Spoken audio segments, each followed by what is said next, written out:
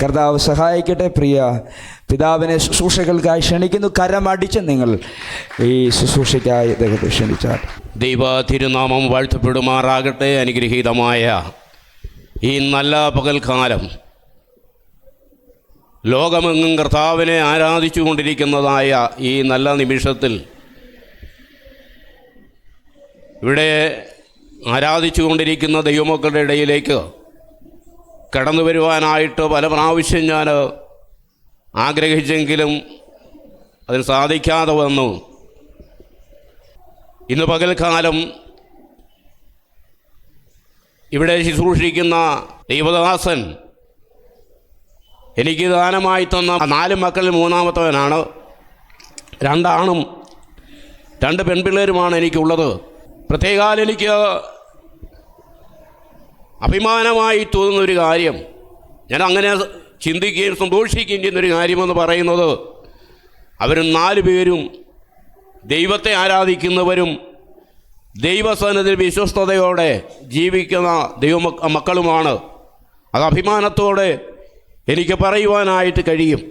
ദൈവസഭയിൽ ദൈവം എവിടെയാക്കിയാലും ദൈവത്തിൻ്റെ വചനം എന്താണ് പറയുന്നത് അതനുസരിച്ച് ജീവിക്കുവാനും ദൈവജനത്തെ നടത്തുവാനും ഇടയാകുന്നതുകൊണ്ട് ഞാൻ ദൈവത്തെ സ്തുതിക്കുകയാണ്. എനിക്കറിയാം 1963 ഏപ്രിൽ മാസം 4-ാം തീയതി ഞാൻ ദൈവത്തിൻ്റെ വചനം കേട്ട് ഭവനത്തിൽ നിന്ന് ഏകനായി ഇറങ്ങിത്തിരിക്കുവാനിടയായി. ദൈവത്തെ ആരാധിക്കുന്നൊരു ഭവനമല്ല, പള്ളിയിലോ അമ്പലത്തിലോ ഇവരെടുത്തും പോകാതെ അവരുടേതായ എല്ലാ ഞായറാഴ്ചയോ മറ്റേതൊരു ദിവസത്തെ പോലെ തന്നെ കണക്കാക്കുകയും അങ്ങനെ ജീവിക്കുകയും ചെയ്യുന്ന ഒരു കാലഘട്ടത്തിലും അങ്ങനെ ഒരു കുടുംബത്തിൽ നിന്നാണ് എനിക്ക് ദൈവത്തെ കണ്ടുമുട്ടുവാനിടയായത്, ദൈവം എന്നെ വിളിക്കുവാനിടയായത്. ആ സമയം മുതൽ ഇന്നുവരെയും ദൈവം എന്നെ എന്തിനു വേണ്ടി വിളിച്ചു വേർതിരിച്ചുവോ അതേ ദൗത്യം ഏറ്റെടുത്തുകൊണ്ട് ഇത്രത്തോളം ദൈവകൃപയിൽ ജീവിക്കുവാൻ ദൈവം എനിക്ക് അവസരം ഒരുക്കി തരുവാനിടയായി. ദൈവത്തിന് നന്ദിയോടെ സ്തോത്രം ചെയ്യുന്ന ഇന്ന് പകൽക്കാലം കടന്നു വരുവാനും നിങ്ങളോട് എല്ലാവരെയും കാണുവാനും എൻ്റെ മോനുമായി ഒന്നിച്ച് ദൈവത്തെ ആരാധിക്കുവാൻ അവൻ അനുവദിച്ചതായ ദൈവത്തിന് നന്ദി പറയുന്നു. ഇന്ന് പകൽക്കാലം എനിക്ക് സമയം അനുവദിച്ച ദൈവദാസനോടും ദൈവസഭയോടും നന്ദി പറയുന്നു. നമുക്ക് വേദഭാഗം വായിക്കാം. ദൈവത്തിന് സ്തോത്രം. ദൈവത്തിൻ്റെ വചനത്തിൽ കൂടെ അല്പനിമിഷം ഇടപെട്ടുകൊണ്ട് ഞാൻ എൻ്റെ വാക്കുകളെ അവസാനിപ്പിക്കും. ദൈവത്തിന് സ്തോത്രം. എഫേസ്യ ലേഖനം 1-ാം അധ്യായത്തിൻ്റെ 18-19 വേദഭാഗങ്ങൾ നമുക്ക് പ്രാർത്ഥിക്കാം. പരിശുദ്ധനായ ഞങ്ങളുടെ ദൈവമേ, സ്വർഗീയ നല്ല കർത്താവേ, അനുഗ്രഹീതമായ ഈ നല്ല പകൽക്കാലം കർത്താവ് വാത്സല്യ ദൈവമക്കളോടും കർത്താവിൻ്റെ ദാസരോടും കൂടെ ഒന്നിച്ച് ആരാധിപ്പാൻ സർവശക്തനായ ദൈവം എൻ്റെ ജീവിതത്തിൽ നൽകിയതായ ഈ നല്ല നിമിഷത്തെ ഓർത്ത് ഞാൻ ദൈവത്തെ സ്തുതിക്കുകയാണ്. ഇന്ന് പകൽക്കാലം വായിച്ച തിരുവചനത്തിനായി പ്രാർത്ഥിക്കുന്നു. കർത്താവേ, ഈ വചനത്തെ വാഴ്ത്തി അനുഗ്രഹിച്ച് തരുമാറാകണമേ. കർത്താവേ, ഈ വചനത്തിലൂടെ കർത്താവേ നിന്റെ മക്കൾക്ക് പ്രയോജനമാകുന്ന കർത്താവേ ഹല്ലേലൂയ അനുഭവങ്ങൾ ഉണ്ടാകുവാൻ ദൈവം സഹായിക്കണമെന്ന് പ്രാർത്ഥിക്കുന്നു. പ്രാർത്ഥന ദൈവം കേട്ടല്ലോ, നന്ദി പറയട്ടെ. യേശു ക്രിസ്തുവിൻ്റെ വിലയേറിയ നാമത്തിൽ തന്നെ. നമ്മൾ വായിച്ച തിരുവചനം ഇങ്ങനെയാണ്: അവൻ്റെ ബലത്തിൻ വല്ലഭത്വത്തിൻ്റെ വ്യാപാരത്താൽ വിശ്വസിക്കുന്ന നമുക്ക് വേണ്ടി വ്യാപരിക്കുന്ന അവൻ ശക്തിയുടെ അളവറ്റ വലിപ്പം ഇന്നതൊന്ന് നിങ്ങൾ അറിയേണ്ടതിനും പ്രാർത്ഥിക്കുന്നു. ദൈവത്തിന് സ്തോത്രം. എഫേസ്യ ലേഖനത്തെക്കുറിച്ച്, ആ പുസ്തകത്തെക്കുറിച്ച് 1-2 കാര്യങ്ങൾ നിങ്ങളെ ഓർമ്മയിലേക്ക് കൊണ്ടുവരുവാൻ താല്പര്യപ്പെടുകയാണ്. ഈ പുസ്തകത്തിൻ്റെ രചയിതാവ് അപ്പോസ്തലനായ പൗലൂസാണെന്ന് കാണുവാനിടയാണ്. അപ്പോസ്തലനായ പൗലൂസ് റോമൻ കാരാഗ്രഹത്തിൽ ആയിരിക്കുമ്പോൾ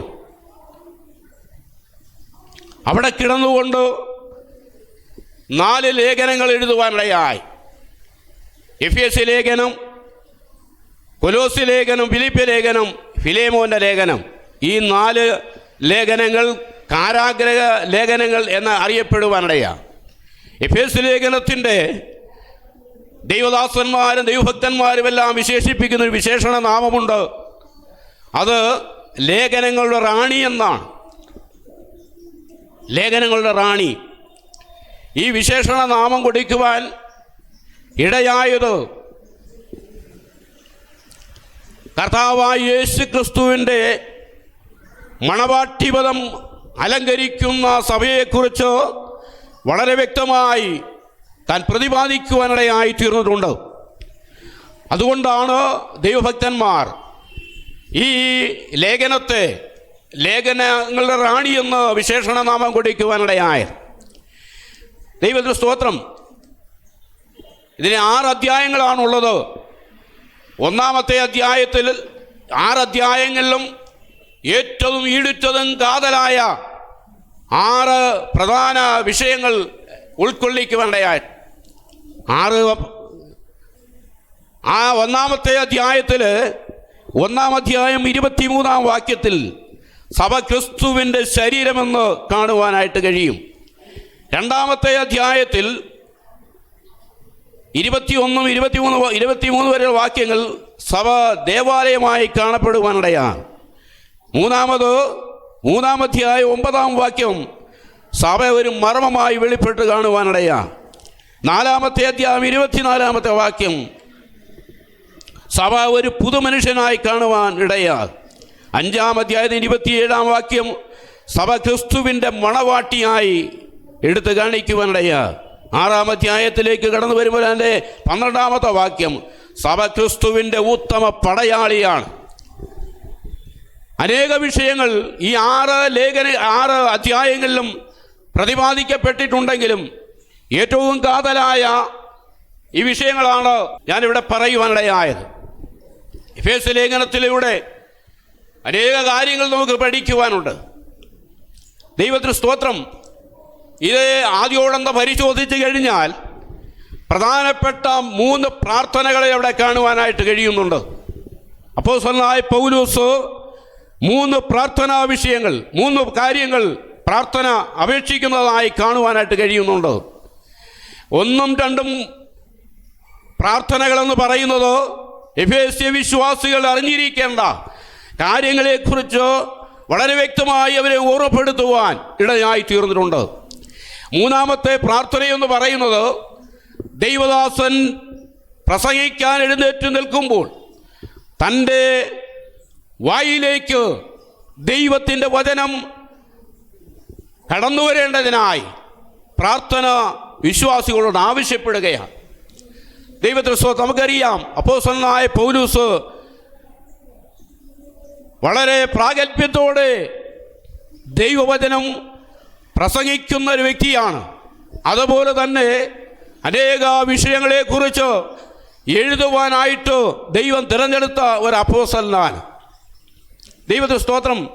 ഇവിടെ നമുക്ക് കാണുവാനായിട്ട് കഴിയുന്നത് ഞാൻ ഒരു വിഷയം മാത്രമേ ഒരു പ്രാർത്ഥനാ വിഷയം മാത്രമേ ഇവിടെ വായിച്ചിട്ടുണ്ടോ മാത്രമേ പറയുന്നുള്ളൂ. മറ്റു വിഷയങ്ങളിലേക്ക് കടന്നാൽ എനിക്കിവിടെ അനുവദിച്ച സമയം കടന്നു പോകും. അതുകൊണ്ട് ഞാൻ ആ വിഷയത്തിലേക്ക് ഒന്ന് പോകുവാനായിട്ട് താല്പര്യപ്പെടുന്നില്ല. നമ്മിൽ വ്യാപരിക്കുന്ന അവൻ്റെ ശക്തിയുടെ അളവറ്റ വലിപ്പം ഇന്നതെന്ന് നിങ്ങൾ അറിയണം. ദൈവത്തിന് സ്തോത്രം. നമ്മിൽ വ്യാപരിക്കുന്ന അവൻ്റെ ശക്തിയുടെ വലിപ്പം എന്താണെന്ന് നമ്മൾ അറിയണം. നമുക്കറിയാം, നമ്മളിവിടെ വന്ന് ഇത് പ്രാർത്ഥിച്ചു കൊണ്ടിരിക്കുമ്പോൾ ദൈവാത്മാവിനാൽ നമ്മൾ നിറയപ്പെടുവാനിടയാകും. ഇതാണോ അവൻ്റെ ശക്തിയുടെ വലിപ്പം? അല്ല. നമ്മുടെ മൺകൂടാരങ്ങളിൽ പകർന്നിരിക്കുന്നത് നമുക്ക് വഹിക്കുവാൻ കഴിയുന്നതിന് അപ്പുറമായിട്ട് നമ്മളുടെ ശരീരത്തിലേക്ക് പകരുവാൻ ഇടയാകത്തില്ല. കാരണം ഒരു കറണ്ടിൻ്റെ ശക്തി നമ്മുടെ ശരീരത്തിലൂടെ പാസ് കടന്നുപോയാൽ നമ്മുടെ ശരീരം നിർജീവമായി പോകും, കരിഞ്ഞു പോകും. എന്നാൽ ലോകത്തിലേക്ക് ഏറ്റവും വലിയതും ഏറ്റവും ശക്തിയുള്ളതും ദൈവശക്തിയാണ്. ആ ശക്തി നമ്മൾ പരിശോധിച്ച് നോക്കണം. വെറും മൺകീടങ്ങളാകുന്ന മനുഷ്യൻ്റെ ശരീരത്തിലേക്ക് ദൈവത്തിൻ്റെ വചനം കടന്നു വരുമ്പോൾ, ദൈവത്തിൻ്റെ ശക്തി കടന്നു വരുമ്പോൾ അവൻ കരിഞ്ഞു പോകാതിരിക്കുന്നതും അവൻ മരണപ്പെട്ടു പോകാതിരിക്കുന്നതും അവൻ്റെ ശരീരത്തിൽ അളക്കാൻ അവൻ്റെ ശരീരത്തിൽ അവൻ വഹിക്കുവാൻ കഴിയുന്നതിനുപരിയായിട്ട് ഒരിക്കലും തരികയില്ല. ദൈവത്തിന് സ്തോത്രം. പിന്നെ എങ്ങനെയാണ് ദൈവത്തിൻ്റെ ശക്തി നമ്മളിൽ കൂടെ മറ്റുള്ളവരെ വ്യാപരിക്കുന്നത്? നമുക്കൊരു അപ്പോസ്തലനായ പത്രോസ് അപ്പോസ്തല പ്രവൃത്തി 3-ാം അധ്യായത്തിൻ്റെ 6-ാമത്തെ വാക്യം വായിച്ചേ. അപ്പോൾ പത്രോസ്, വെള്ളിയും പൊന്നും എനിക്കില്ല, എനിക്കുള്ളത് നിനക്ക് തരുന്നു. നസ്രായനായ യേശുക്രിസ്തുവിന്റെ നാമത്തിൽ നടക്ക എന്ന് പറഞ്ഞ് അവനെ വലം കൈ പിടിച്ച് എഴുന്നേൽപ്പിച്ചു. Praise the Lord. അപ്പോസ്തലനായ പത്രോസും യോഹന്നാനും ദേവാലയത്തിലേക്ക് കടന്നു പോകുമ്പോൾ വഴിയരികെ ഭിക്ഷയാചിച്ചു കൊണ്ടിരുന്ന ഒരു മനുഷ്യൻ എന്തെങ്കിലും വെള്ളിയോ പൊന്നോ നാണയങ്ങളോ കിട്ടുമെന്നുള്ള പ്രതീക്ഷയോടെ അവരുടെ നേരെ കൈ നീട്ടുവാനിടയായി. പത്രോസ് പറഞ്ഞത്, വെള്ളിയും പൊന്നും ഒന്നും ഞങ്ങൾക്കില്ല, ഞങ്ങളുടെ പണവുമില്ല, പിന്നെ എനിക്കുള്ളത് നിനക്ക് തരുന്നു. ദൈവത്തിന് സ്തോത്രം. യേശു ക്രിസ്തുവിൻ്റെ നാമത്തിൽ എഴുന്നേറ്റ് നടക്കുക. ദൈവത്തിന് സ്തോത്രം. നമ്മൾ ഈ നാളുകളിൽ മനസ്സിലാക്കേണ്ട ഒരു കാര്യമെന്ന് പറയുന്നത്, നമ്മൾ ചിലതൊക്കെ പ്രാപിച്ചെടുക്കണം. നമ്മൾ വിശ്വാസ ജീവിതത്തിലേക്ക് വന്നിട്ട് എന്ത് പ്രാപിക്കുവാൻ കഴിഞ്ഞു? ഈ ദൈവാത്മാവിൻ്റെ ശക്തി നമ്മുടെ ശരീരത്തിൽ വ്യാപരിച്ചുണ്ടെങ്കിൽ അത് മറ്റുള്ളവരിലേക്ക് പകരുവാൻ, മറ്റുള്ളവരുടെ രോഗക്കിടക്കയിൽ കടന്നു എന്നവരുടെ കൈക്ക് പിടിച്ചെഴുന്നേൽപ്പിക്കുവാൻ ആ ശക്തി നമുക്ക് തരുന്നത്, നമുക്കറിയാം. പത്രോസിൻ്റെ ശരീരത്തിൽ ആ ശക്തി കൊടുത്തിട്ടല്ല. പത്രോസിൻ്റെ ശരീരത്തിൽ കൂടെ ആ മുടന്തനായ മനുഷ്യൻ്റെ മുടന്ത് മുടന്ത് അനുഭവപ്പെട്ടുകൊണ്ടിരുന്ന അവൻ്റെ കാലിലേക്ക് ആ ശക്തി കടന്നു ചെല്ലുവാനിടയായപ്പോൾ അവൻ കാലും നരിയാണിയും ഉറയ്ക്കുവാനിടയായി. അവൻ തുള്ളിയും ചാടിയും കൊണ്ട് ദൈവാലയത്തിലേക്ക് കടന്നു പോകുവാനിടയായി. ദൈവത്തിന് സ്തോത്രം. അവൻ്റെ കാലും നരിയാണിയും ഉറയ്ക്കുവാനിടയായി. പത്രോസ് അറിഞ്ഞില്ല, പത്രോസിന് മനസ്സിലായില്ല. അവൻ കൊടി കൈക്ക് പിടിച്ച് എഴുന്നേൽപ്പിക്കുവാനിടയായപ്പോൾ പത്രോസിൽ കൂടി വ്യാപരിച്ച ശക്തി അവൻ്റെ ആ മുടന്തൻ്റെ ശരീരത്തിലേക്ക് പ്രവേശിക്കുവാനിടയായി. അത് കടന്നു എന്നത് അവൻ്റെ ബലഹീനമായ ശരീരഭാഗത്തേക്കാണ്. ദൈവത്തിന് സ്തോത്രം. പെട്ടെന്ന് ചാടി എഴുന്നേൽക്കുവാനിടയായി. തുള്ളിയും ചാടിയും കൊണ്ട് അതുവരെ അനുഭവപ്പെടാത്തതായ വലിയൊരു ആനന്ദം, ഒരു സന്തോഷം അവൻ്റെ ജീവിതത്തിലുണ്ടാകുവാനിടയായി. അവന് മനസ്സിലായി, ഈ ശക്തി ദൈവശക്തിയാണ്. ആ ദൈവദാസന്മാരിൽ കൂടെ എന്നിലേക്ക് പകർന്നു തന്നത് ഈ ദൈവശക്തിയാകയാൽ ആ ദൈവത്തെ ഇനി ആരാധിക്കണമെന്ന് വിചാരിച്ചുകൊണ്ട് അവൻ ദൈവാലയത്തിലേക്ക് കടന്നു പോകുവാനിടയായി. ദൈവത്തെ സ്തോത്രം. പലപ്പോഴും നമുക്ക് ഈ ശക്തിയുടെ വലിപ്പം എന്താണെന്ന് അറിയുവാൻ കഴിഞ്ഞിട്ടില്ല. അളവറ്റ ശക്തി നമുക്ക് അളക്കുവാൻ കഴിയില്ല. നമുക്കതിനെക്കുറിച്ചൊരു കാര്യവും പറയാൻ പറ്റത്തില്ല. എങ്ങനെ എന്തെല്ലാം കാര്യം അളക്കുവാൻ കഴിയും? ഒരിക്കൽ പോലും അളക്കുവാൻ കഴിയാത്ത വലിപ്പമേറിയ ശക്തിയേറിയ ദൈവത്തിൻ്റെ ശക്തി, പരിശുദ്ധാത്മാവിൻ്റെ ശക്തി നമ്മുടെ ശരീരത്തിൽ നമ്മൾ വഹിക്കുമ്പോൾ നമ്മൾ കരിഞ്ഞു പോകാതെയും നമ്മൾ മരണപ്പെട്ടു പോകാതെയും നമ്മൾ നിലനിർത്തിക്കൊണ്ട് തന്നെ ദൈവത്തിൻ്റെ പ്രവൃത്തി ചെയ്തെടുക്കുവാനായി തീരും. ദൈവത്തിൻ്റെ സ്തോത്രം. ദൈവനാമം വാഴ്ത്തപ്പെടുമാറാകട്ടെ. നമുക്കറിയാം, 430 വർഷം ഇസ്രായേൽ ജനം മിസ്രൈമിൽ അടിമകളായിരുന്നു. ആ 430 എന്ന് പറയുന്നത് ഏതാണ്ട് 258 വർഷത്തോളം മാത്രമാണ് അവർ കാഠിന്യമേറിയ ശിക്ഷ അനുഭവിക്കുവാനിടയായത്. അവരുടെ കഷ്ടപ്പാടിൻ്റെയും അവരുടെ നിലവിളിയുടെയും ശബ്ദം സ്വർഗത്തിലെത്തിക്കഴിഞ്ഞപ്പോൾ ദൈവം അവരെ വിടിവിക്കുവാനായിട്ട് മോശയെ തിരഞ്ഞെടുക്കുവാനിടയായി. ദൈവത്തിന് സ്തോത്രം. മോശയാൽ ജനത്തെ വിടുവിച്ചുകൊണ്ട് അവർ ആബീബ് മാസം 14-ാം തീയതി അർദ്ധരാത്രിയിൽ മിസ്രൈം വിട്ടുപോരുവാനിടയായി. ചില ദിവസങ്ങൾ യാത്ര ചെയ്തപ്പോൾ ചെങ്കടലിൻ്റെ തീരത്ത് അവർ എത്തിച്ചേരുവാനിടയായി. ചെങ്കടലിൻ്റെ തീരത്തെത്തിക്കഴിഞ്ഞപ്പോൾ അലറി അടിച്ചു വരുന്ന തിരമാലകൾ, ചെങ്കടൽ അതിൻ്റെ തിരമാലകളാൽ കണ്ടുകൊണ്ട് ജനം പരിഭ്രാന്തരായി മുമ്പോട്ടെങ്ങനെ പോകുമെന്ന് വിചാരിച്ചുകൊണ്ട് അവർ വളരെയേറെ നിലവിളിക്കുവാനിടയായി. അവർ പറഞ്ഞൊരു കാര്യം, മിസ്രൈമിൽ ഞങ്ങൾക്ക് ശവക്കുഴിയില്ലാഞ്ഞിട്ടല്ല ഇങ്ങോട്ട് കൊണ്ടുവന്നു, അല്ലേ, അവിടെ ശവക്കുഴിയുണ്ട്, അവിടെ അടക്കണം. മരിക്കാൻ അടക്കുവാനായിട്ട് സ്ഥലമുണ്ട്. ഇവിടെ എവിടെ കൊണ്ട് അടക്കുമെന്ന് വിചാരിച്ചുകൊണ്ട് മോശയോട് ഒരു പിറുപിറുക്കുവാനിടയായി. മോശയോട് പിറുപിറുത്തപ്പോൾ മോശ ദൈവത്തോട് കരയുവാനിടയായി. ഈ ജനമെന്നെ നോക്കിക്കൊണ്ട് അലറി വിളിക്കുകയാണ്, എന്ത് ചെയ്യും? അവിടെ ശവക്കുഴിയുണ്ടല്ലോ, അവിടെ അടക്കാമായിരുന്നു. ദൈവത്തെ സ്തോത്രം. ഞാൻ ഈ വചനം പഠിച്ചപ്പോൾ എനിക്കൊരു കാര്യം വളരെ വ്യക്തമായി മനസ്സിലാക്കി. ഈ വർഷങ്ങളെല്ലാം ദൈവജനത്തെ പീഡിപ്പിച്ചതായ മിസ്രയീം ജനത്തെ, പടയാളികളെയും ഫറവോനെയും ദൈവത്തെ സ്തോത്രം ഒന്നിച്ചടക്കുവാൻ മിസ്രയീമിൽ കഴിയാതെ വന്നതുകൊണ്ടാണ് ആ പുറകെ പോരുവാനിടയായത്. നമ്മൾ പലപ്പോഴും ചിന്തിച്ചിട്ടുണ്ടോ?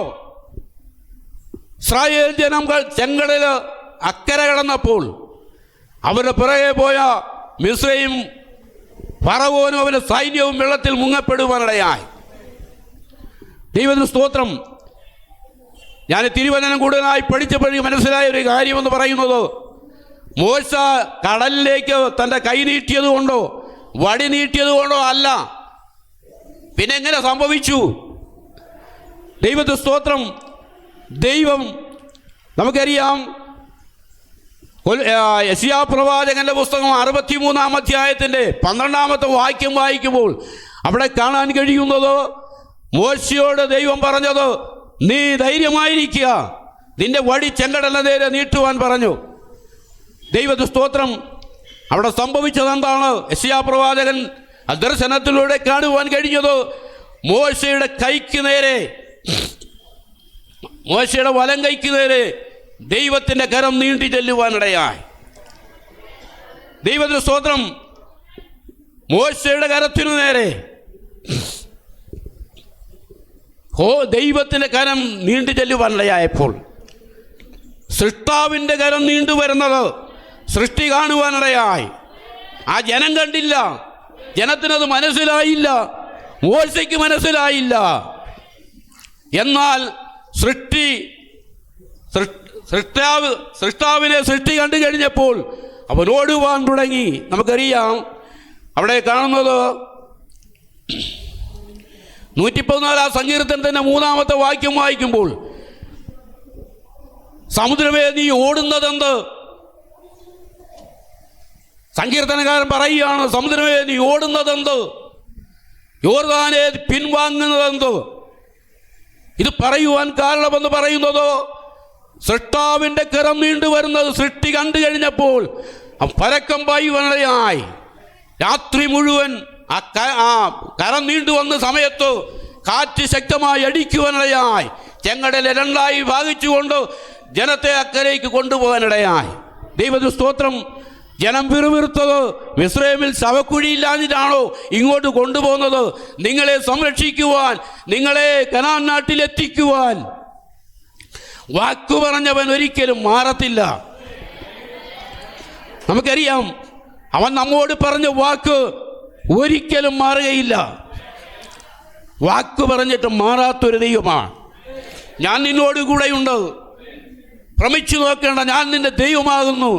നിന്റെ പ്രതികൂല സാഹചര്യങ്ങൾ നിനക്കെതിരെ കടന്നു വരുമ്പോൾ നിന്നെ താങ്ങുവാൻ, നിന്നെ സംരക്ഷിക്കുവാൻ ഞാൻ നിന്നോട് കൂടെയുണ്ടെന്ന് ശക്തമായി നമ്മോട് അനുകരിച്ചത് ദൈവത്തിൻ്റെ ശബ്ദമാണ്. നമ്മുടെ കാതുകളിൽ കേൾക്കേണ്ട ദൈവത്തിന് സ്തോത്രം. ദൈവനാമം മഹത്വം എടുക്കുമാറാകട്ടെ. മോശയുടെ കരവോ ആ വഴിയുടെ ശക്തിയോ അല്ല. ദൈവത്തിന് സ്തോത്രം. യെശയ്യാ പ്രവാചകൻ തന്റെ ദർശനത്തിൽ കൂടെ മോശയുടെ കരത്തിന് നേരെ ദൈവത്തിൻ്റെ കരം നീണ്ടുവരുന്നത് കാണുവാനിടയായി. ദൈവത്തിന് സ്തോത്രം. അത് ആദ്യമായി കണ്ടത് ദൈവം സൃഷ്ടിച്ച ഈ സമുദ്രവും ആ വെള്ളവും കാറ്റും കാണുവാനിടയായപ്പോൾ അങ്ങോട്ട് പാഞ്ഞടിക്കുവാനിടയായി. ദൈവത്തിന് സ്തോത്രം. ശക്തമായ കിഴക്കൻ കാറ്റൂതി സമുദ്രത്തെ രണ്ടായി വിഭജിക്കുവാനിടയായി. ദൈവത്തിന് സ്തോത്രം. ആ ശക്തമേറിയ കരത്തിൻ്റെ കൂടെ വന്ന ആ കരം എന്താണെന്നത് ഒരിക്കലും മോശ കണ്ടില്ല, മോശയ്ക്ക് മനസ്സിലായില്ല. ദൈവത്തിന് സ്തോത്രം. പ്രവാചകനായ യെശയ്യാവ് അത് തൻ്റെ ദർശനത്തിലൂടെ കാണുവാനിടയായി. ദൈവത്തിന് സ്തോത്രം. നമുക്കൊരു വാക്യം കൂടെ വായിക്കാം. യോശുവയുടെ പുസ്തകം 3-ാം അധ്യായത്തിൻ്റെ 15-ാമത്തെ വാക്യം. ദൈവത്തിന് സ്തോത്രം. നമുക്കിവിടെ ശക്തിയുടെ വലിപ്പം നമുക്ക് കാണാൻ പോവുകയാണ്. ഇസ്രായേൽ ജനം യാത്ര ചെയ്ത് 40 വർഷം കൊണ്ട് യാത്ര ചെയ്ത് മരുഭൂമിയിലും വനപ്രദേശങ്ങളിലൂടെല്ലാം യാത്ര ചെയ്തുകൊണ്ട് യോർദാൻ്റെ കിഴക്കേ തീരം വരുവാൻ ഇടയായി തീർന്നു. നമുക്കറിയാം, വായിച്ചു കേട്ടല്ലോ, യോർദാൻ്റെ ഒഴുക്കെന്ന് പറയുന്നത് കരകവിഞ്ഞൊഴുകുന്ന, കൊയ്ത്തുകാലത്തൊക്കെയും കരകവിഞ്ഞൊഴുകുന്ന യോർദാൻ അത് കണ്ടു കഴിഞ്ഞപ്പോൾ അക്കരെ എങ്ങനെ കടക്കുമെന്ന് വിചാരിച്ചുകൊണ്ട് ജനം ഭാരപ്പെടുവാനിടയായി. ദൈവത്തിന് സ്തോത്രം. ദൈവത്തിൻ്റെ ആലോചന തൻ്റെ ദാസനായിരിക്കുന്ന യോശുവ ദൈവത്തോട് ചോദിക്കുവാനിടയായി, യോർദാൻ എങ്ങനെ കടക്കും? ദൈവത്തിന് സ്തോത്രം. ഈ യോർദാൻ അക്കരെ കടന്നാൽ മാത്രമേ വാഗ്ദത്ത ദേശത്തേക്ക് കടക്കുവാൻ കഴിയുള്ളൂ. അതുകൊണ്ട് എങ്ങനെ കടക്കും? നമുക്ക് ഇന്നാണ് നല്ല മാർഗമുണ്ട്. ഏത് സൈസും ബോട്ടോ വള്ളവും എല്ലാം കിട്ടും. എന്നാൽ ആ കാലഘട്ടത്തിൽ ഒന്നുമില്ലാതിരിക്കുമ്പോൾ എങ്ങനെ മറുകര കിടക്കുമെന്ന് ചിന്തിച്ചുകൊണ്ട് ഭാരപ്പെട്ടിരിക്കുമ്പോൾ ദൈവം യോശുവയോട് പറഞ്ഞത്, നിങ്ങൾ കൊണ്ടുവന്ന പെട്ടകം പുരോഹിതന്മാരെടുക്കണം. പുരോഹിതന്മാർ പെട്ടകം ചുമക്കണം. എന്ന് ചെയ്യേണ്ട കാര്യം, പെട്ടകം ചുമക്കുന്ന പുരോഹിതന്മാർ യോർദാനിലേക്ക് ഇറങ്ങണം. പെട്ടകം ചുമക്കുന്ന പുരോഹിതന്മാർ യോർദാന്റെ കരയിൽ വെള്ളമുള്ളിടത്തവരുടെ പാദം പതിഞ്ഞു കഴിഞ്ഞപ്പോൾ പെട്ടകത്തിൽ നിന്ന് ദൈവശക്തി പുറപ്പെടുവാനായി തൻ്റെ ദാസന്മാരിൽ കൂടെ അവരുടെ കാലുകളിലേക്ക് പ്രവേശിച്ച് ആ വെള്ളത്തിൽ മുട്ടിക്കഴിഞ്ഞപ്പോൾ യോർദാന്റെ ഒഴുക്ക് നിന്നുപോകുവാനിടയായി. ദൈവത്തിന് സ്തോത്രം. താഴേക്കുള്ള വെള്ളം അങ്ങ് വാർന്നു പോകുവാനിടയായി. ഉണങ്ങിയ നിലത്തൂടെ നമുക്കറിയാം, ആ വെള്ളം, മേലിലുള്ള വെള്ളം ചിറ പോലെ പൊങ്ങി പുറകോട്ടൊഴുകുവാനിടയായി. യോർദാന്റെ ജീവിതത്തിൽ ഒരിക്കലും പുറകോട്ടൊഴുകിയ ഒരു ചരിത്രവുമില്ല.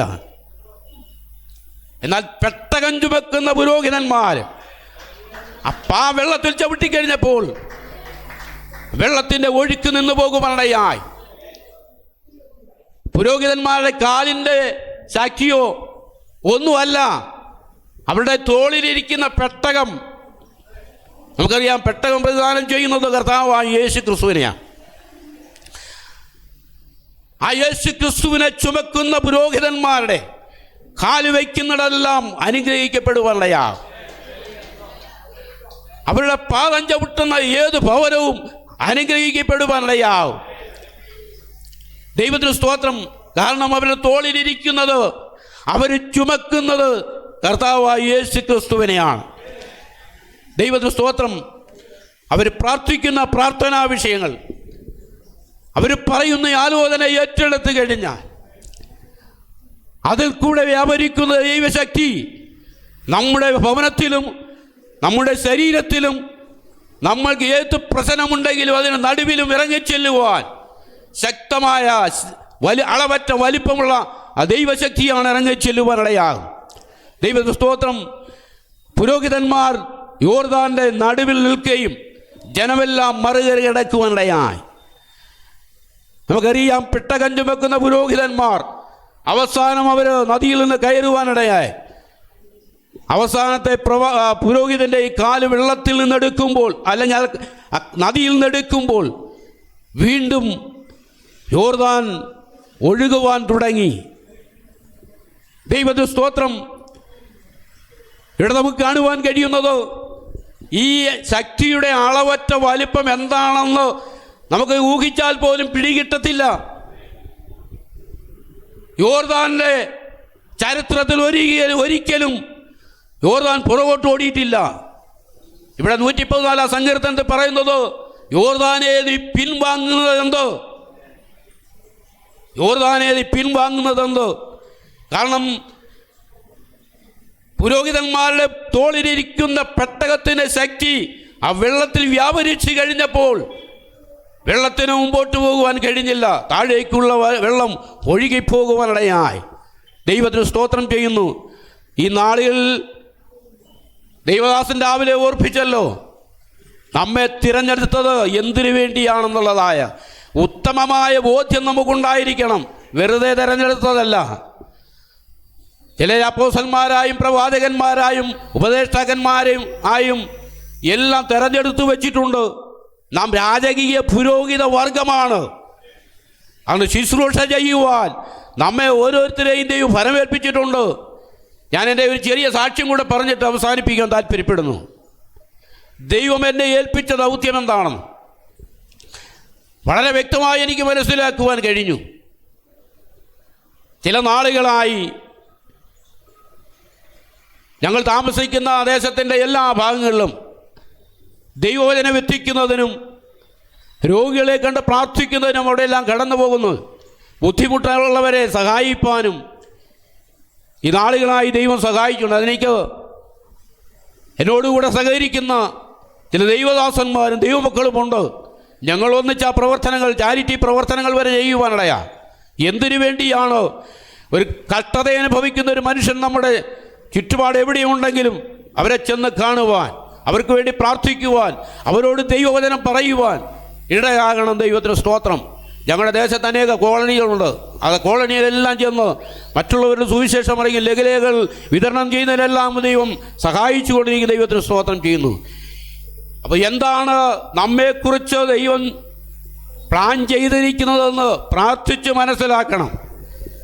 അല്ല ദൈവം നേരിട്ടൊന്നും എന്നെക്കുറിച്ച് ദൈവം എന്താണെന്ന് എന്നെക്കുറിച്ച് ചിന്തിച്ചിരിക്കുന്നതും എന്നെ ഫലമേൽപ്പിച്ചിരിക്കുന്നതും എന്താണെന്ന് പ്രാർത്ഥിച്ച് മനസ്സിലാക്കിയാൽ മാത്രമേ നമുക്കത് മനസ്സിലാക്കുവാൻ കഴിയുള്ളൂ. വെറുതെ ആരും വിളിച്ചിട്ടില്ല. ആരാധനയ്ക്ക് കടന്നു വന്ന് ഇവിടെ വെറുതെ ഇരുന്നിട്ട് വീട്ടിലേക്ക് പോവുക, ഇതല്ല നമ്മെക്കുറിച്ച് ദൈവം കൽപ്പിച്ചത്.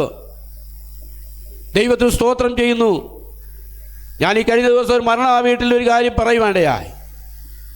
ജനനം, മരണം, ഇതിനിടയ്ക്ക് കുറേ സമയം നമുക്ക് തരും ജീവിതത്തിന് വേണ്ടി. ആ ജീവിതത്തിൽ സൃഷ്ടിക്കപ്പെട്ട മനുഷ്യൻ ദൈവത്തിൻ്റെ വേല ചെയ്യുവാനും ദൈവത്തിൻ്റെ വചനമനുസരിച്ച് ജീവിക്കുവാനും കഴിയുന്നില്ല എങ്കിലോ ദൈവം അവനെ സൃഷ്ടിച്ചപ്പോൾ അവർ വാഗ്ദത്തം ചെയ്തു. നമുക്കറിയാം, നമ്മളെ നിത്യതയ്ക്ക് വേണ്ടിയാണ് ദൈവം സൃഷ്ടിക്കപ്പെടുവാനിടയായത്. ആ സൃഷ്ടിക്കപ്പെട്ട മനുഷ്യൻ നിത്യതയിലെത്തുന്നവരെ നമുക്ക് ലഭിക്കുന്നത് ജീവിത സമയമാണ്. അതനുസരിച്ച് ദൈവവചനപ്രകാരം ജീവിക്കുവാൻ സർവശക്തനായ ദൈവം സഹായിക്കട്ടെ. ഇത്രത്തോളം സമയം അനുവദിച്ചെന്ന കർത്താവിൻ്റെ ദാസനോടും സഭയോടും ഞാൻ നന്ദി പറയുന്നു. ദൈവം നിങ്ങൾ ഏവരെയും അനുഗ്രഹിക്കുമാറാകട്ടെ.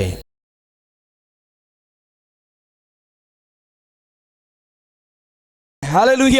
നീ പരാജയപ്പെടാൻ വേണ്ടിയല്ല കർത്താവ് നിന്റെ കൂടെ നിൽക്കുന്നത്. നീ തോൽവി അനുഭവിക്കാൻ വേണ്ടിയല്ല ദൈവം നിന്റെ കൂടെ നിൽക്കുന്നത്. ഹല്ലേലൂയ. തോറ്റുപോയൊരു ജനത്തെ പിടിച്ചോണ്ട് ദൈവം മുന്നിൽ നിന്ന് നടക്കുന്നത് ഹല്ലേലൂയ കനാൻ ദേശത്തിലേക്കുള്ള യാത്രയിൽ കാണാമെങ്കിൽ പ്രിയ പിതാവ് പറഞ്ഞ് അവസാനിപ്പിച്ചു. ഹല്ലേലൂയ. നിന്റെ മുമ്പിൽ നിൽക്കുന്ന ദൈവത്തെ നീ തിരിച്ചറിഞ്ഞാൽ നിന്റെ മുമ്പിലെ ബുദ്ധിമുട്ടുകൾ നിന്റെ മുമ്പിൽ നിന്ന് യോർദാൻ ഓടുന്നത് പോലെ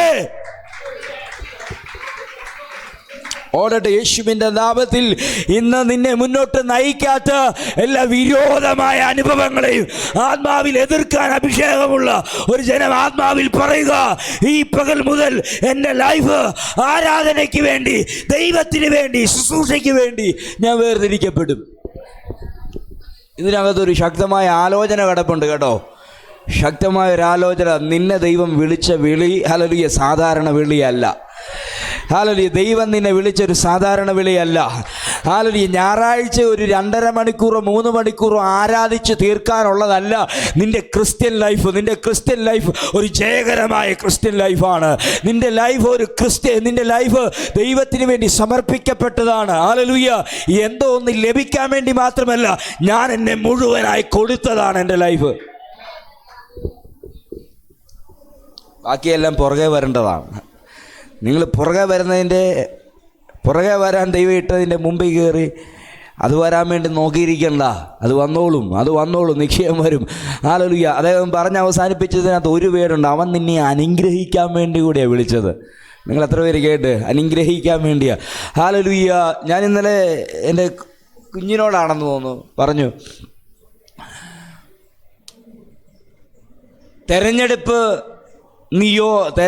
മുൻനിർണയം, തെരഞ്ഞെടുപ്പ് ഈ പറയുന്ന എഫീസി ലേഖനത്തിൻ്റെ ആദ്യത്തെ പാരഗ്രാഫിൽ കിടക്കുന്ന ഏറ്റവും ആദ്യം പറയുന്ന പുസ്തകങ്ങളുടെ ആ വാക്കുകൾക്കകത്ത് ആദ്യം കണ്ടെത്തിയത്, ഞാൻ ക്രിസ്തുവേശുവിൽ സ്വർഗത്തിലെ സകല ആത്മീക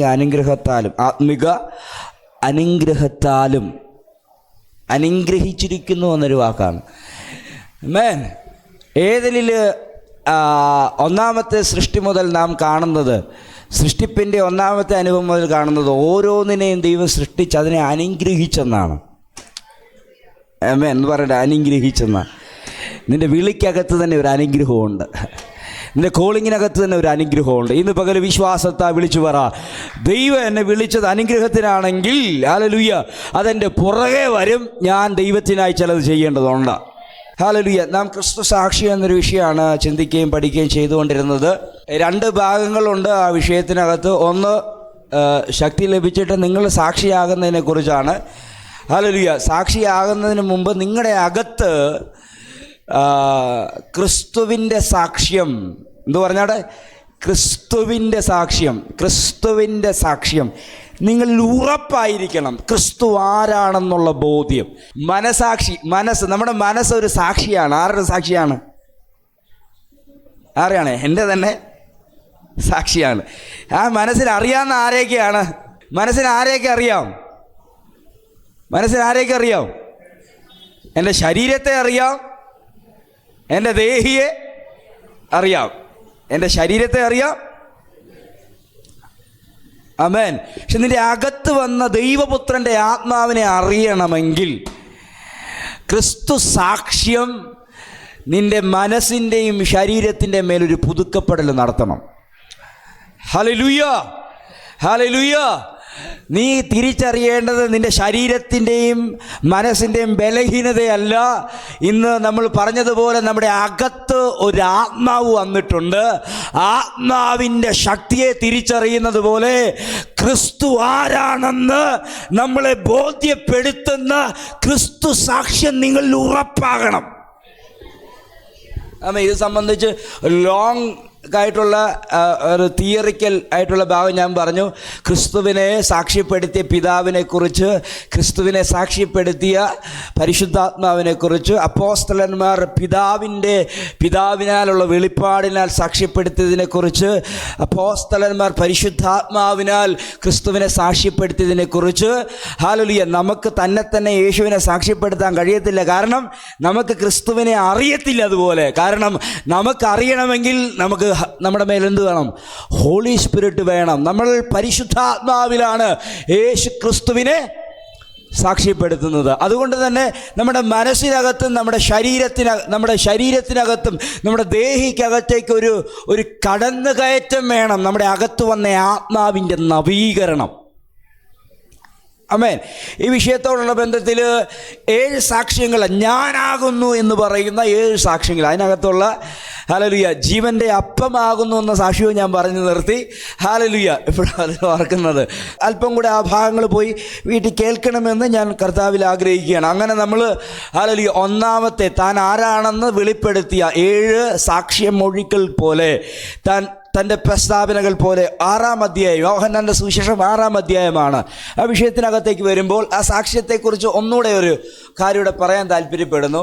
ഈ മലയാളത്തിൽ സാക്ഷി എന്ന് പറയുമ്പോൾ ആ വാക്കിന് അത്രം ഇതിൻ്റെ പ്രാധാന്യത കിട്ടത്തില്ല. നമ്മുടെ അകത്ത് പാപബോധം ഉണ്ടാകണമെന്ന് ബൈബിൾ കിടപ്പുണ്ട്, നീതിബോധം ഉണ്ടാകണമെന്ന് ബൈബിൾ കിടപ്പുണ്ട്, അല്ലേ? പരിശുദ്ധാത്മാവ് വരുമ്പോഴാണ് യോഹന്നാന്റെ സുവിശേഷം, പരിശുദ്ധാത്മാവ് വരുമ്പം ലോകത്തിന് പാപത്തെക്കുറിച്ചും ദൈവ വിശ്വസിച്ചവന് നീതിയെക്കുറിച്ചും ബോധം വരും. ലോകത്തിന് പാപത്തെക്കുറിച്ചും, അങ്ങനെ തന്നെ വാക്യം, അങ്ങനെ തന്നെ പഠിക്കണം. ആമേ. ലോകത്തിന് പാപത്തെക്കുറിച്ചും, കമോൺ, ക്രിസ്തുവിൽ വിശ്വസിച്ചവന് നീതിയെക്കുറിച്ചും ബോധം വരും. അപ്പം ഈ ഒരു കോൺഷ്യസിൽ ഇതിൽ ചിന്തിക്കണം. സാക്ഷി എന്ന് പറയുമ്പോൾ നമ്മളെ സാക്ഷ്യപ്പെടുത്തുക എന്നുള്ളതല്ല, നമ്മുടെ അകത്ത് ആ ക്രൈസ്റ്റ് വരുമ്പോൾ ആ കോൺഷ്യസ് ഉണ്ടാകും. ഹു ഐ ആം, ഞാൻ ആരാണ് എന്ന കോൺഷ്യസ് ഉണ്ടാകും. ആമേൻ, ഹല്ലേലൂയ. നമ്മുടെ ഉള്ളിൽ നാം വെറും മണ്ണാണ് എന്നുള്ള കോൺഷ്യസ് നമ്മുടെ മനസ്സ് പറയുന്നതിൻ്റെ പിന്നിലെ കാരണം നമുക്ക് ശരീരത്തെയും നമുക്ക് ദേഹിയെയും അറിയാൻ പറ്റത്തുള്ളൂ. ദേഹിക്ക് അനുസരണക്കേടിനാൽ സംഭവിക്കപ്പെട്ട അനുഭവം ഇതാണെങ്കിൽ, ഹല്ലേലൂയ, നിന്റെ മേലൊരു നവീകരണം സംഭവിച്ചിട്ടുണ്ട്. ആ നവീകരണം ആത്മാവ് നിന്റെ അകത്ത് വന്നു എന്നുള്ളതാണ്. മനസ്സ് നിന്നെ സാക്ഷ്യപ്പെടുത്തുന്ന സാക്ഷ്യത്തിൻ്റെ മേൽ ക്രിസ്തു സാക്ഷ്യം വന്ന് കയറണം. ആമേൻ, ഹല്ലേലൂയ. അപ്പോൾ നീ ആരാണ് എന്നുള്ള ബോധ്യം നിങ്ങളുടെ അകത്ത് വെളിപ്പെടും. ആമേൻ. നിങ്ങൾ ആരാണെന്നുള്ള ബോധ്യം എഫെസ്യ ലേഖനം വെളിപ്പെടുന്നത് ഈ ആത്മാവിനാൽ നിന്നെ മുദ്രയിട്ടത് കൊണ്ടാണ്. ഹല്ലേലൂയ. അതുകൊണ്ടാണ് പൗലോസ് ഇന്ന് പ്രസംഗിച്ച വചനത്തിനകത്ത്, ഹല്ലേലൂയ, നീ വിളിയാനുള്ള ആശ ഇന്നതെന്നും നിന്റെ അവകാശത്തിൻ്റെ മഹിമാതനം ഇന്നതെന്നും നിന്റെ അകത്ത് വന്ന ദൈവശക്തിയുടെ അളവറ്റ വലിപ്പം ഇന്നതെന്നും ഞാൻ അറിയേണ്ടതിന്, നിങ്ങൾ അറിയേണ്ടതിന് ഞാൻ പ്രാർത്ഥിക്കുന്നു എന്ന് പറഞ്ഞത്. ആമേൻ, ഹല്ലേലൂയ. ഒരു വർഷം എൻ്റെ മെസ്സേജ് ഇതായിരുന്നു. ഹല്ലേലൂയ. ഒരു ഇൻഡിപെൻഡന്റ് ചർച്ചിലേക്ക് മാറിയപ്പോൾ ഒറ്റ വർഷം ഞാൻ പ്രസംഗിച്ചതാ, അവൻ്റെ ബലത്തിൻ്റെ വല്ലഭത്വത്താൽ വിശ്വസിക്കുന്ന നമുക്ക് വേണ്ടി വ്യാപരിക്കുന്ന ദൈവശക്തിയുടെ അളവറ്റ വലിപ്പം ഇന്നതെന്ന് അറിയേണ്ടതിന്. ആമേൻ. അപ്പം ഈ ക്രൈസ്റ്റ് കോൺഷ്യസ്, ക്രിസ്തു ബോധം, ക്രിസ്തു സാക്ഷ്യത്തെക്കാൾ ക്രിസ്തു ബോധം നിന്റെ മനസാക്ഷിയുടെ മേൽ അനാവരണം ചെയ്യുമ്പോൾ, അതിന് ആ ഡ്രസ്സ് നീ ധരിക്കുമ്പോഴാണ് നീ ആരാണെന്നുള്ള ബോധ്യത്തിലേക്ക് നിങ്ങൾ എത്തുന്നത്. ആമേൻ. ഒരു രോഗി നിന്റെ അടുക്കൽ വരുമ്പോൾ ആ രോഗിയുടെ മേൽ കൈവെക്കാനുള്ളത് ഈ കോൺഷ്യസ് നിമിത്തമാണ്. നിന്റെ മേൽ വ്യാപരിക്കുന്ന നിന്റെ അഭിഷേകത്താൽ ക്രിസ്തുവിന് എൻ്റെ മേൽ അയക്കപ്പെട്ട നിമിത്തമായി എനിക്ക് ഇവൻ്റെ മേൽ കൈവെക്കാനുള്ള അധികാരമുണ്ടെന്നുള്ള തിരിച്ചറിവ് കിട്ടുന്നത്. ആമേൻ, ഹല്ലേലൂയ. പത്രോസിന് ഇന്നലെ സുന്ദരം എന്ന ഗോപുരത്തിൻ്റെ മുമ്പിൽ നിൽക്കുന്നവൻ്റെ മേൽ നോക്കാനോ അവനെ തൊടാനോ പറ്റാഞ്ഞതിൻ്റെ പിന്നിലെ കാര്യം ഈ ബോധം അവൻ്റെ മേലില്ലായിരുന്നു. ആ ക്രൈസ്റ്റ് കോൺഷ്യസ് തൻ്റെ മേൽ വന്നപ്പോൾ അവനെ ഉറ്റുനോക്കിയെന്നാണ് കണ്ടത്. അവൻ യോഹന്നാനോട് കൂടെ അവനെ ഉറ്റുനോക്കി. ഹല്ലേലൂയ. അവൻ്റെ ഉള്ളിലേക്ക് നോക്കിയപ്പോൾ ദൈവം അവനെ വിളിച്ച വിളി എന്നാന്ന് ഇവർക്ക് മനസ്സിലായി. ഇവൻ ഇവിടെ ഇരുന്ന് തെണ്ടവനല്ല, ഇവൻ എഴുന്നേറ്റ് നടക്കേണ്ടവനാണ്. ആമേൻ. ഈ മനുഷ്യനെ നോക്കുമ്പോൾ ഇവൻ പറയാണ്, ഞാൻ അമ്മയുടെ ഉദരത്തിൽ നിന്ന് വെളി വന്നപ്പോൾ ഇങ്ങനെയാ. ഹല്ലേലൂയ. ഇന്ന് പത്രോസിന് പറയാനൊരു ദൂതുണ്ട് യോഹന്നാനോട് ചേർന്നതെന്ന്. നീ നിന്റെ അമ്മയുടെ ഉദരത്തിൽ നിന്ന് പുറത്തു വന്നപ്പോഴേ ഇങ്ങനെയാണ്, പക്ഷെ നിന്നെ ദൈവം കണ്ടിരിക്കുന്നത് ഇങ്ങനെയല്ല. നീ മുടന്താനല്ല. ഞാൻ ആത്മാവിൽ പ്രവചിക്കുന്നു, യേശുവിൻ്റെ നാമത്തിൽ സകല മുടന്തകളും, എല്ലാ ആത്മീയവും ജഡിയുമായ മുടന്തുകളെ നീ പരിഹരിക്കപ്പെടുകയാണ്. സഭയോട് ഞാൻ ആത്മാവിൽ പ്രവചിക്കുന്നു, ഇതുവരെ മുടന്തി നടന്ന നിന്നെ, ഹല്ലേലൂയ, ഇരുന്ന് നിരങ്ങിയ നിന്നെ തുള്ളിയും ചാടിയും ആരാധിക്കുന്ന നിലവാരത്തിലേക്ക് റിലത്തെ ദൈവം ചേഞ്ച് ചെയ്യുക. എന്നോട് പരിശുദ്ധാത്മാവ് പറയുന്നു, എന്നെന്നില്ലാത്തൊരു സന്തോഷം നിന്റെ വീടിനകത്തേക്ക് ഓടിക്കയറാൻ പോകുന്നു. ഇന്ന് വരെ കയറി വരാത്ത ഒരു സന്തോഷം നിന്റെ മനസ്സിലും നിന്റെ കുടുംബത്തിനകത്തും ദൈവാത്മാവിനാൽ, ദൈവാത്മാവിൻ്റെ ശക്തിയാൽ, ദ ക്രൈസ്റ്റ് കോൺഷ്യസിനാൽ നിന്റെ മേൽ ദൈവം ഇടുകയാണ്. സ്വീകരിക്കുക. എന്നോട് പരിശുദ്ധാത്മാവ് പറയുന്നു, മക്കളെ കുറിച്ചുള്ള വേദന അത് സന്തോഷമാകാൻ പോവാ. അങ്ങനെ ഒരു എൻകൗണ്ടർ ഈ മനുഷ്യനുണ്ടായതുപോലെ നിന്റെ മകനുണ്ടാകാൻ പോവുക, നിന്റെ കുഞ്ഞിനുണ്ടാകാൻ പോവുക. ഹല്ലേലൂയ. ആർക്കും ശരിയാക്കാൻ പറ്റാത്ത ചില ആമേൻ, ആർക്കും ശരിയാക്കാൻ പറ്റാത്ത ചില മേഖലകളെ അവൻ ശരിയാക്കും. രണ്ട് ദൂത് ഞാൻ പറയാം, രണ്ട് ദൂത്. ഹല്ലേലൂയ. ഒന്ന് തുള്ളിയും ചാടുന്നവനെ കുറിച്ചാ. രണ്ടാമത്തെ ദൂത് ഹല്ലേലൂയ എഴുന്നേൽപ്പിക്കുന്ന പത്രോസിനെ കുറിച്ചാ. നിന്റെ മകൻ പത്രോസിനെ പോലെ ആകും. ആ അഭിഷേകം, അതേ അഭിഷേകം നിന്റെ മേലുണ്ട്. നീ ചിലരെ എഴുന്നേൽപ്പിക്കും. നിന്റെ കുഞ്ഞുങ്ങൾ ചിലരെ എഴുന്നേൽപ്പിക്കും. പിടിച്ച് ആ ദൂതിനെ സ്വീകരിച്ചുകൊണ്ട് വെക്കൂ. നിന്റെ കുഞ്ഞുങ്ങൾ ചിലരെ എഴുന്നേൽപ്പിക്കാൻ പോകുക. നിന്റെ മേലും നിങ്ങളുടെ അകത്തും ഈ ഒരു ദൂത് ആ ശക്തിയോടെ വെളിപ്പെടട്ടെ. 2, ഇരുന്ന് നിരങ്ങി മറ്റുള്ളവരുടെ കയ്യിൽ നിന്ന് ലഭിക്കുന്ന ഭിക്ഷ കൊണ്ട് ജീവിക്കാനല്ല നിന്നെ വിളിച്ചത്. നിനക്ക് ദൈവം അനുവദിച്ചു തന്ന നന്മ നിന്റെ മേൽ വെളിപ്പെടും. നീ ആരാധിക്കുവാൻ വേണ്ടി വേർതിരിക്കപ്പെട്ടു. എന്നോട് ആത്മാവ് പറയുന്നു, ഇനി ആ പാത്രം അവന് വേണ്ട, ഇനി ആ ഭിക്ഷപാത്രം അവന് വേണ്ട. ഹല്ലേലൂയ. ഇനി ആ പുതപ്പ് എനിക്ക് വേണ്ട. ഞാനിവിടെ കയറി വരുമ്പോൾ ഞാൻ കേട്ട ദൂത്, ഹല്ലേലൂയ, ഇവിടെ റിങ്കു പറഞ്ഞുകൊണ്ടിരിക്കുക, ഇനി അത് വേണ്ട, ഇനി അത് വേണ്ട, ഇനി ആ ഭിക്ഷപാത്രം വേണ്ട. നിന്റെ പക്ഷപാതം, നിന്റെ ശരീരത്തിലെ പാരലൈസ് അവൻ സൗഖ്യമാക്കുകയാണ്.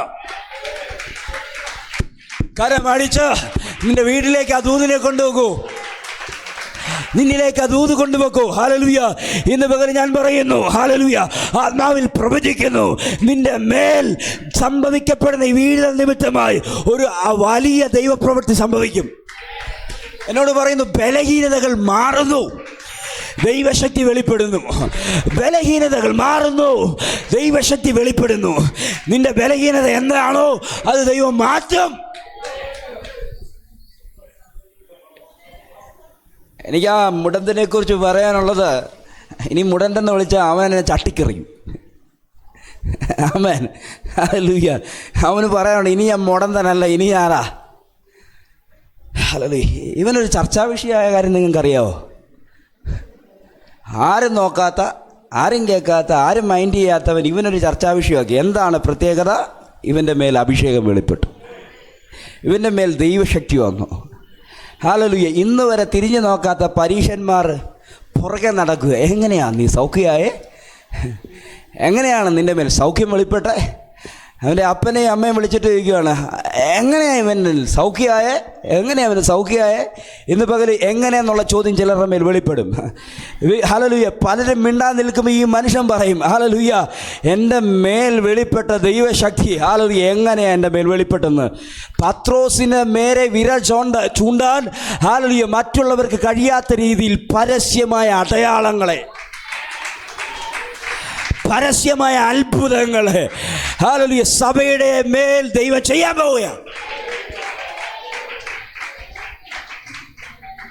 ബലഹീനത മാറുന്നെന്ന് കർത്താവിനോട് പറയുന്നു. ശരീരത്തിനകത്ത് ബലഹീനത റൈറ്റ് നൗ ആത്മാവിൻ്റെ ശക്തിയാൽ അത് മാറട്ടെ. ഹല്ലേലൂയ. അവൻ പറഞ്ഞവർക്കായി സ്തോത്രം.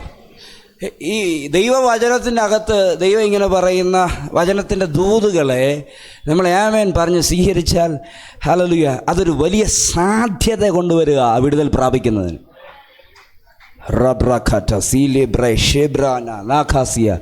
ബലഹീനത മാറാൻ പോവുക. എന്താണ് ബലഹീനത? എന്താണ് ബലഹീനത? ഇവനെ കൊണ്ട് പറ്റത്തില്ല, അങ്ങനെ ചിലർ പറയുന്നല്ലോ. ഇവനെ കൊണ്ട് ഇവൻ്റെ ആവശ്യങ്ങൾ നിറവേറാൻ പറ്റാത്ത രീതിയിലുള്ള ഒരു അനാരോഗ്യം അവൻ്റെ ശരീരത്തിൻ്റെ കാലിൽ വ്യാപരിക്കുന്നുണ്ട്. പിതാവ് കൃത്യമായത് പോയിന്റ് ഔട്ട് ചെയ്തു. ദൈവശക്തി വന്നപ്പോൾ അവൻ്റെ ബലഹീനതയിൽ നിന്ന് തട്ടി, ഇരുന്ന സ്ഥലത്ത് നിന്ന് അവൻ എഴുന്നേറ്റ് ചാടി. ആ ചാട്ടം എവിടം വരെ ഉണ്ട്? ഹല്ലേലൂയ. ആരാധിക്കണമെന്ന് ഓർത്തിട്ട് ആരാധിക്കുകയല്ല. ഹല്ലേലൂയ. ബലഹീനതയിൽ തട്ട് കിട്ടിയപ്പോൾ അവൻ തന്നെ ചാടിപ്പോയെന്നാ. പലരും ആരാധിക്കണമെന്ന് ഓർത്തണ്ട് ആരാധിക്കുക. നീ ആരാധിക്കണമെന്ന് ഓർത്തണ്ട് ആരാധിക്കേണ്ട, നിന്നെ നടത്തിയ വിധങ്ങൾ എന്താണെന്ന് തിരിച്ചറിഞ്ഞ് ആരാധിക്കട്ടെ. എൻ്റെ വാക്കുകൾ നിർത്തുക. ഹല്ലേലൂയ.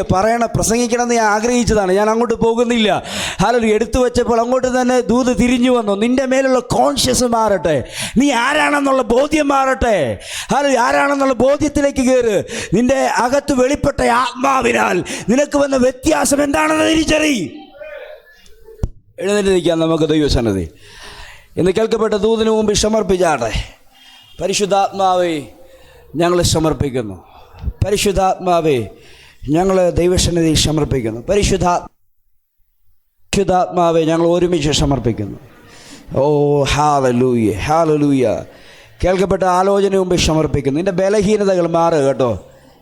നിൻ്റെ ബലഹീനതകൾ മാറുകയാണ്, ബലഹീനതകൾ മാറുകയാണ്. ലോർഡ്, എല്ലാ ബലഹീനതയും ഞാൻ യേശുവിൻ്റെ നാമത്തിൽ ശാസിക്കുന്നു. എല്ലാ ബുദ്ധിമുട്ടുകളെയും ഞാൻ യേശുവിൻ്റെ നാമത്തിൽ ശാസിക്കുന്നു. എല്ലാ പരാധീനതകളെയും ഞാൻ യേശുവിൻ്റെ നാമത്തിൽ ശാസിക്കുന്നു. എല്ലാ നിഷ്ഫല പ്രവൃത്തികളെയും ഞാൻ യേശുവിൻ്റെ നാമത്തിൽ ശാസിക്കുന്നു. എല്ലാ ബുദ്ധിമുട്ടുകളെയും ഞാൻ യേശുവിൻ്റെ നാമത്തിൽ ശാസിക്കുന്നു. ഞാൻ യേശുവിൻ്റെ നാമത്തിൽ ഇവർക്ക് വേണ്ടി പ്രാർത്ഥിക്കുമ്പോൾ ഇന്ന് കേട്ട ദൂത് ഇവരുടെ മേൽ വളരെ ശക്തിയോടെ നിറവേറട്ടെ. ഞങ്ങളുടെ നടുവിൽ പ്രിയ പിതാവിനെ ഉപയോഗിച്ചതിനായി സ്തോത്രം. സമയത്ത് ആരാധനയ്ക്ക് വരാൻ മുതലുള്ള അതിനെ ഞങ്ങൾ സ്വീകരിക്കുന്നു കർത്താവേ. അത് ഞങ്ങളുടെ മേൽ വലിയ നിയോഗമായി ഞങ്ങളുടെ മേൽ നിറവേറട്ടെ. യഥാർത്ഥമായി ക്രിസ്തു രാജ്യം ഞങ്ങളുടെ ദേശത്ത് അരങ്ങേറുവാൻ, ഞങ്ങൾ ഒരു പോരാളികളായി ദേശത്ത് നിലനിൽപ്പാൻ അങ്ങ് ഞങ്ങളെ പരിശീലിപ്പിക്കുന്നതിനായി സ്തോത്രം. പ്രാർത്ഥന കേട്ടതിനായി നന്ദി പറയുന്നു. യേശു കർത്താവിൻ്റെ വിലയേറിയ നാമത്തിൽ തന്നെ.